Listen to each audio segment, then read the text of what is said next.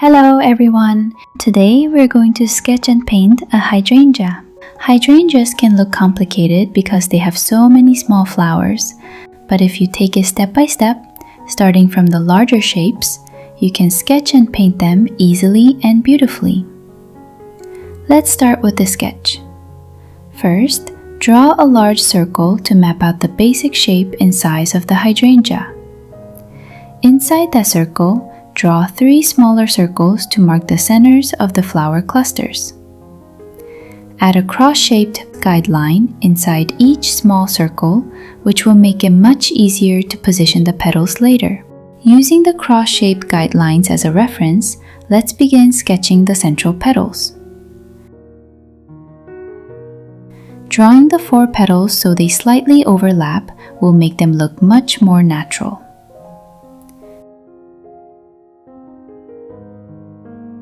Next, draw oval-shaped guides for the petals along the outer edge of the large circle.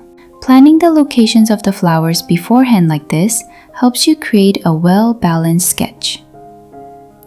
Now, let's add the side view petals according to the oval guides on the sides. Sketch the petals as if they are slightly curling inward to give the flower more dimension. Next, fill in any empty spaces by adding more petals to make the flower head look full and lush. Varying their sizes and directions slightly will give it a much more natural look. Once the flower clusters are mostly done, draw large leaves and a stem underneath to make it look as if they are supporting the flower head.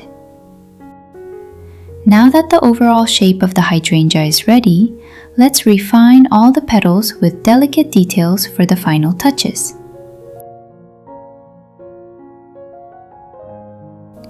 Draw the curved textures and folds on each individual petal.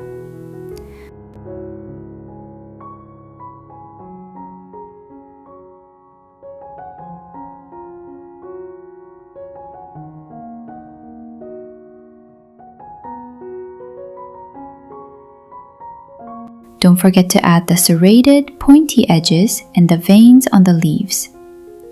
Especially, using thin lines to suggest the thickness of the petal edges will make the final piece look far more realistic and polished.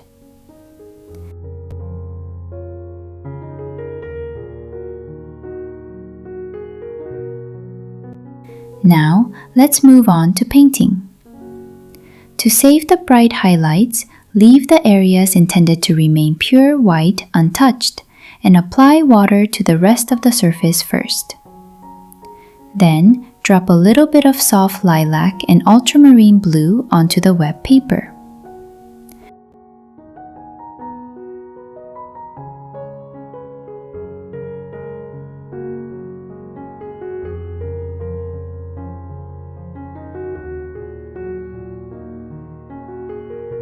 Let the 2 colors blend and bleed naturally into the wet surface.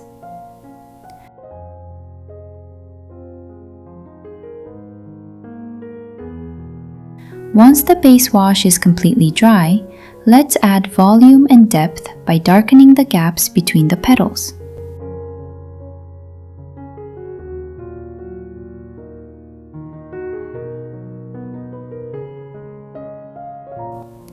Focus especially on the overlapping areas where shadows fall, applying a deeper pigment to the crevices. It's important to soften the edges with your brush, blending it out to create a smooth gradient.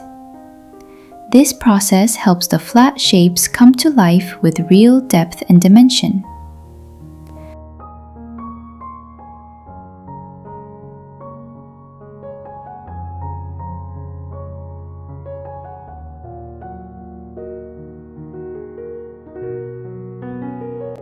Now, use fine, delicate brushstrokes to capture the tiny folds and soft curves of each small petal, raising the level of completion.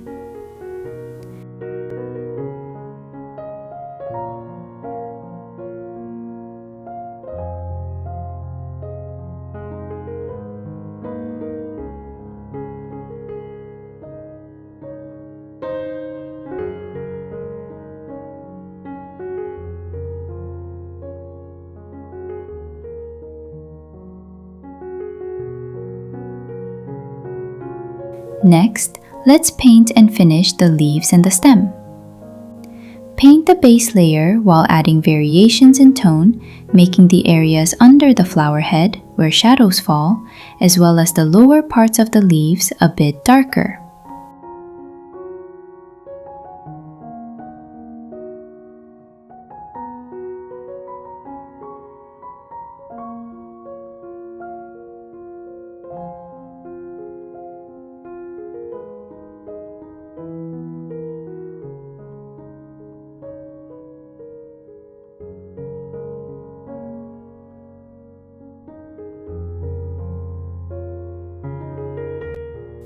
For the leaf veins, use a lifting technique.